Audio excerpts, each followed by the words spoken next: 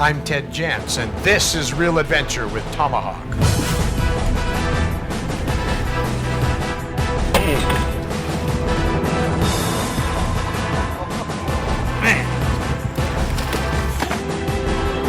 All the catches you see on the show are in Suriname. All the gear we use on the show is only available at Tomahawk.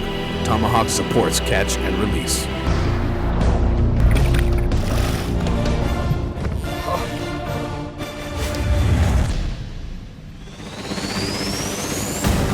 In a previous episode of Real Adventure, the team traveled to the mighty Wonotobo waterfall system to catch monster catfish, and together with expert guide Paul de Boer, managed to snag over 100 red-tailed catfish,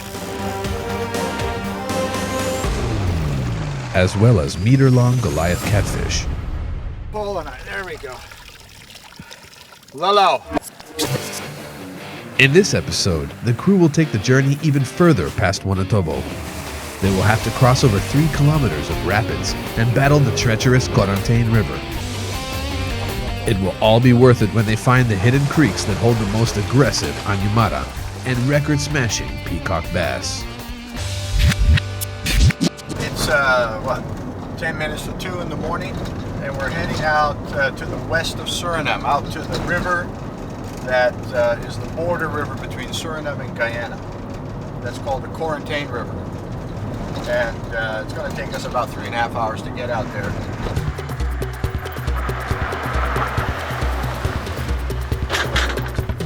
It's 6 o'clock in the morning, and we just arrived here at the river. The Corantijn River is right back here. And behind me, that side, the sun's coming up. Got a nice bright moon. And we're waiting for our boat to arrive. He should be here any time now, so we can get an early start this morning. Morning breaks, and the crew gets their first view of the ride. They load hundreds of kilos worth of gear and supplies onto a single boat, and it's heavily weighed down. Paul decides it is necessary to divide the tremendous load as a safety precaution. We just got everything packed in the boat, and that's a pretty full load. And we're starting to head upriver now and see how far we can get today.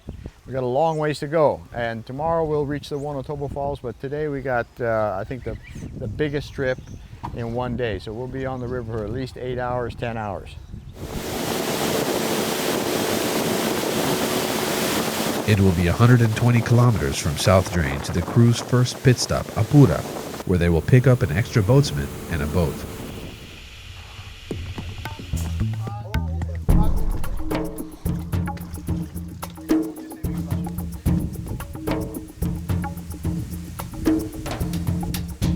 Ted decides to take a look around and meet with the Amerindian locals and immerse himself with the local culture. This is a trio village here at Apura. Pura is a village, but this is the trio side of the village. And hoe many is Matanja? 75? 75 people live in this village.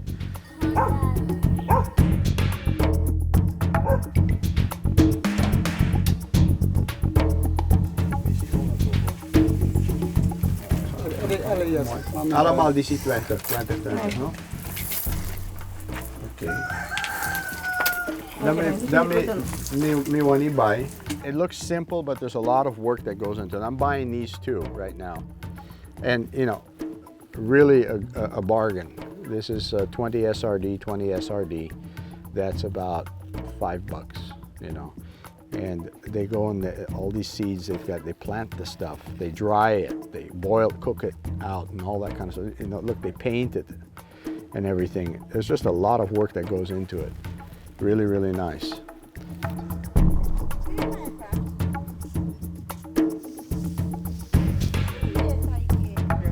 Jan he's a trio Indian. He's coming along with us, and you know, mainly because we're going to go up to the Wonotobo where we're familiar with already, but we're going to go past Wonotobo, and that's where we need Jan and other Indians are going to come down from Amatopo to meet us there. They're actually on their way already, and so when we meet them there, then we're going to take all this gear that we got in this boat, put it in 2 other boats, in their boats, and go further upriver. So that's the plan, and Jan lives here at Apura. With the new boatsmen, they head out. From this point, it will take almost 6 hours to reach Wonotobo. It's about 120 kilometers to get to the first camp. With a heavy boat and low water, this could take a while. The further upriver we go, the more you start encountering all these rocks, and the water's really low, which is great for fishing. But maneuvering the boat, you know, getting them up through all these rocks without hitting and without damaging the motor or the boat, that's a tricky thing. And so our boatsman, Paul, is really, you know, I mean, he's been up here so many times, and he's got an Indian assisting. So far, we've gone through without having any calamities. But once we get past all of this, then we get nice, smooth, flat water until we get the big waterfalls, Wonotobo. Then after that, back into the same thing.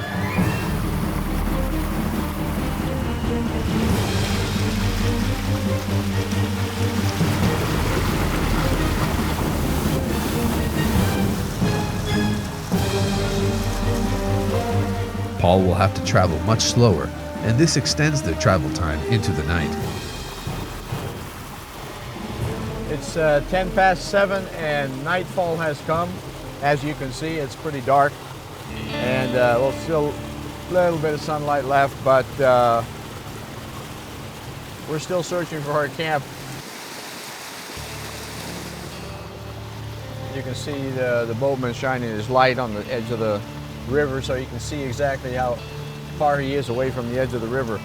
We're still heading upriver in pitch darkness, and this has turned into definitely a real adventure, and we're still got to find our camp. So it's taken so long because we just had to travel slow. The river's really low, and there's a lot of sandbars and rocks and stuff like that, so we just had to take it easy coming up here. And so it's taken us a couple hours longer than we expected. The crew arrives safely and wastes no time setting up camp. They'll be sleeping underneath the starlit sky and get a well-needed rest for the journey ahead.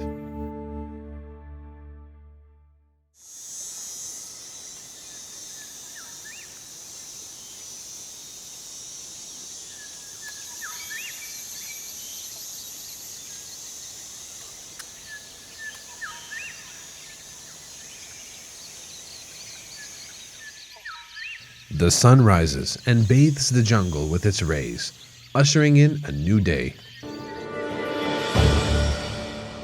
Ted gets his gear ready because Paul tells Ted about a deep underwater trench just in front of their camp, which is a perfect spot to catch silver drumfish, pakora, or locally referred to as the kubi. Well, I got my gear set up. This morning we're going to head out right across the river over there to the rocks and catch some kubi. The kubi swims at deeper water depths and is a much desired fish in Suriname for its delicious taste. It's a local fish, really nice sizes, and maybe some peacock. We'll see what happens. We're going to head out right now, so let's go fishing.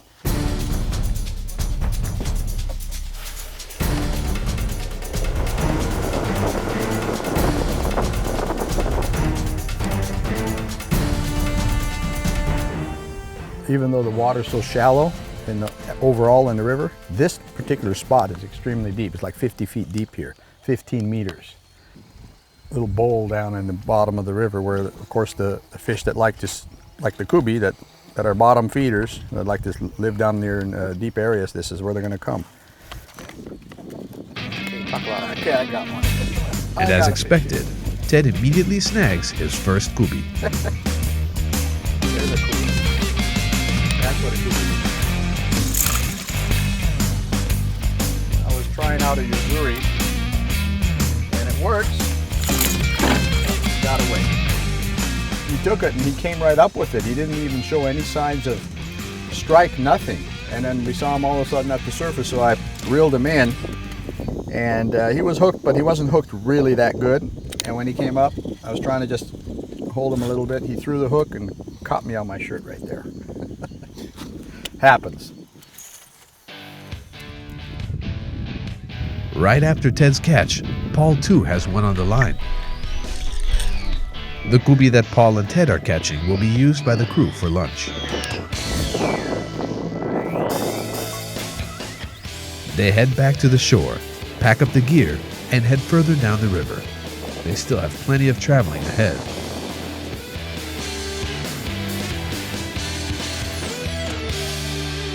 It's about another 50 kilometers to Wonotobo from the crew's first camp, but with plenty of shallow water, traveling can easily be a few hours.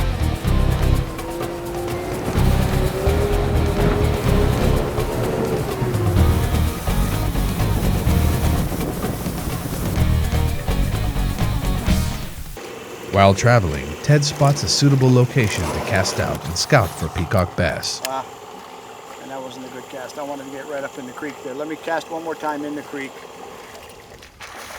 After a second attempt, Ted snags his first peacock of the day. I saw two of them.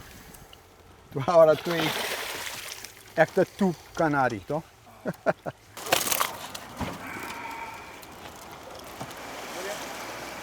At certain points, the river becomes quite shallow, and to be safe, the boat must travel much more slowly. Bottoming out against the sand or an obstacle such as a sunken tree or rock could spell disaster for Ted and the team. The water's really low, really low, and this is all just sand everywhere you can look. The water's clear so you can see the bottom, but it's only like 1.5 feet deep, and our boat, is going to drag on the bottom. So we just got to go backwards and then turn around and go forwards. And so it's just going to take a lot more time to get up where we're going than we had expected.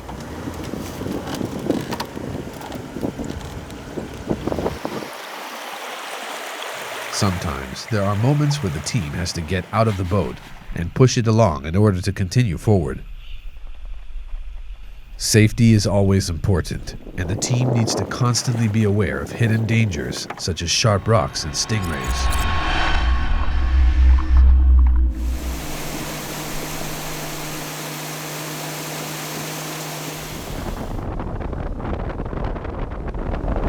The Real Adventure crew finally arrives at Wonotobo and feel quite relieved after having traveled for almost 2 days. Oh boy, get out and stretch your legs. Woo! Wonotobo. Here we are, and this is Ganesh's lodge. Oh, what a beautiful spot. Man, it's dry. Look at that. Last time we were here, all the water was just pouring down those rocks there. There's a huge waterfall. Now it's just dry.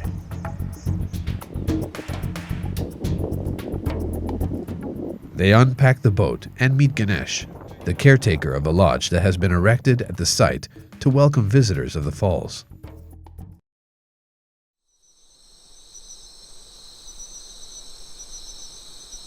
The evening has arrived, but the crew is still wide awake.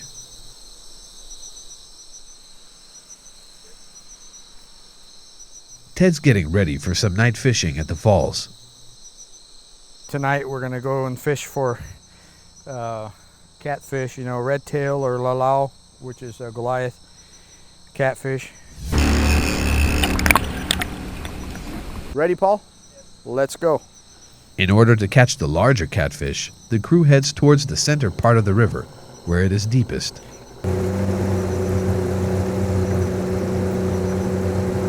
Traveling at night is another experience, knowing that all the rocks are there, what you saw today.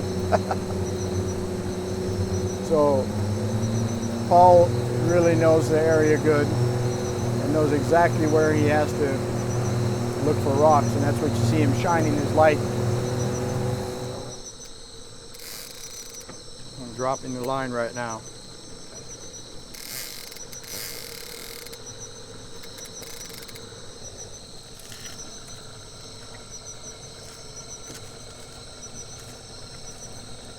Both Ted and Paul set out their line, and now it's just a matter of waiting.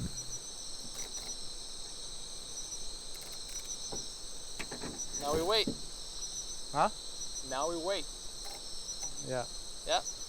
And we have to know whose line is going to be pulling. It's a beautiful starlit sky tonight.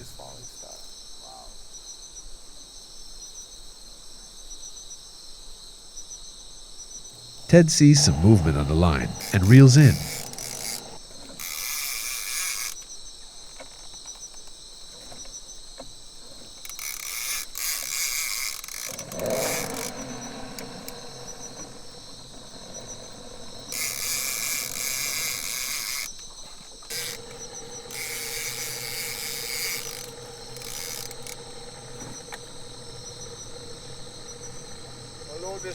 Looks like there was something on the line. The bait is half eaten, but the perpetrator got away. Ted calls it a night and looks forward to tomorrow.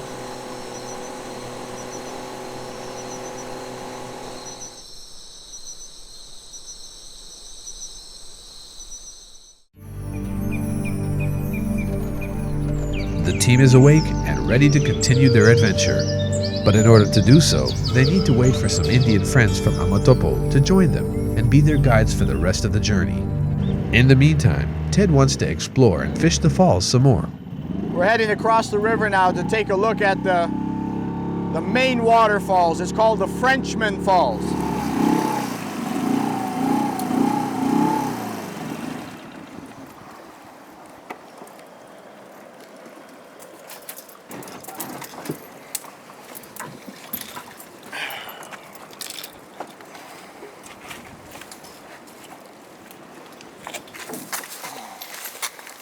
Ganesh leads the crew through a hunting path to the Frenchman Falls.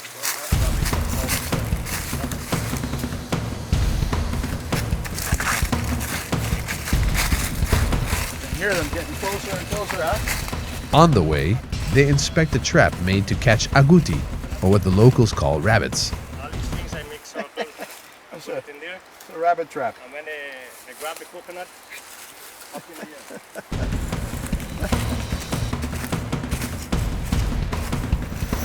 The mighty Frenchman Falls.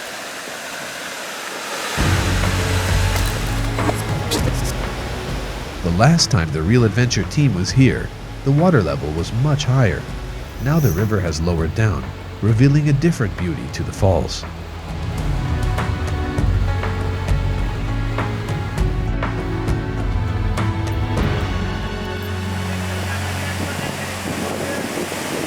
Let's throw a line in and see what happens. I think this is the spot there too. What? Traffic jam there.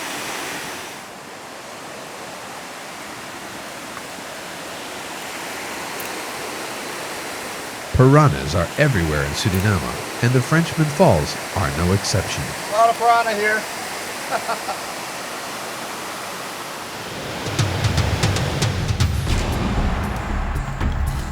Ted leaves the falls and Ganesh takes the team to another place. Wonotobo is huge, and fishing opportunities lie everywhere.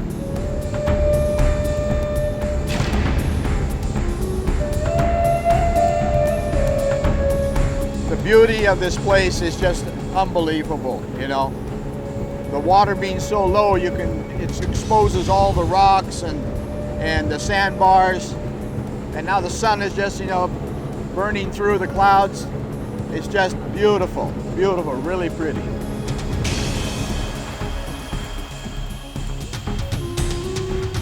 Deep pockets near the falls and rapids in the Corantijn are great places to catch kubi.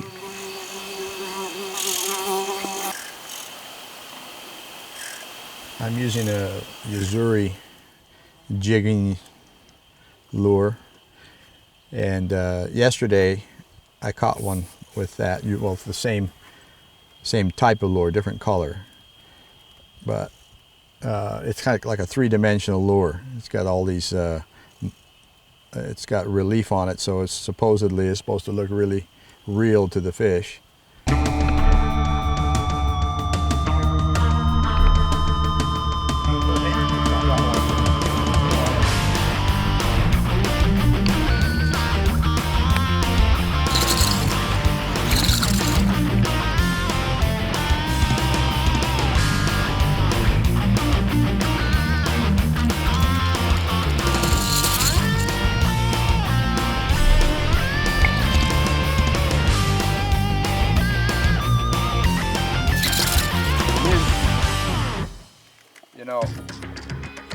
most of the people that are fishing in Suriname for the drumfish, they use live or dead shrimp, live bait, you know, or dead shrimp. In fact, they always try to keep the shrimp live, you know, and they'd have this whole hassle of having this bucket beside them with an air pump and all kinds of stuff. The shrimp have to stay alive, otherwise the kubi won't eat and all that kind of stuff.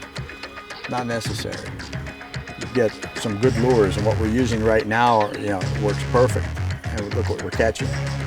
Lure, no hassle with live shrimp, no hassle with all the bucket and the air pump and all that kind of stuff. And like right there, there's another kubi right there.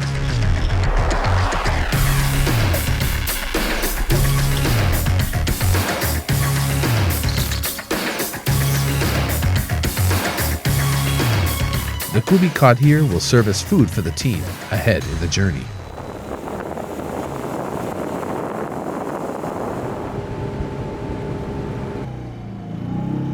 They return from fishing and meet with the villagers from Amatopo, who will further guide them past Wonotobo. All the gear is sorted out and packed. We're going like 1, 2 visito. They'll have to be carried a few kilometers through the jungle to the other side of the falls. The villagers are glad to help out the team. However, Ted will have to carry his own heavy fishing case.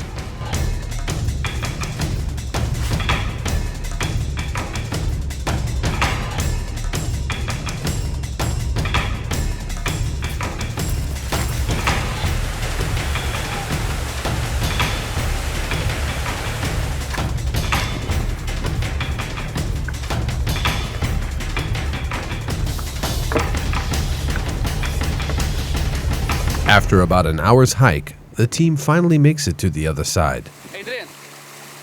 They head out right away to make it to their campsite before dark.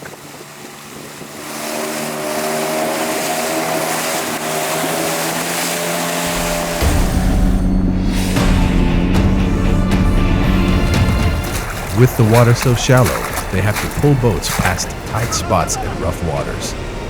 In situations like these, all hands are needed. The men will have to step up their game and work harder to make it to their campsite on the other side of these rapids before the sun goes down. But first, they need to get over this very difficult section. Stumbling over the rocks.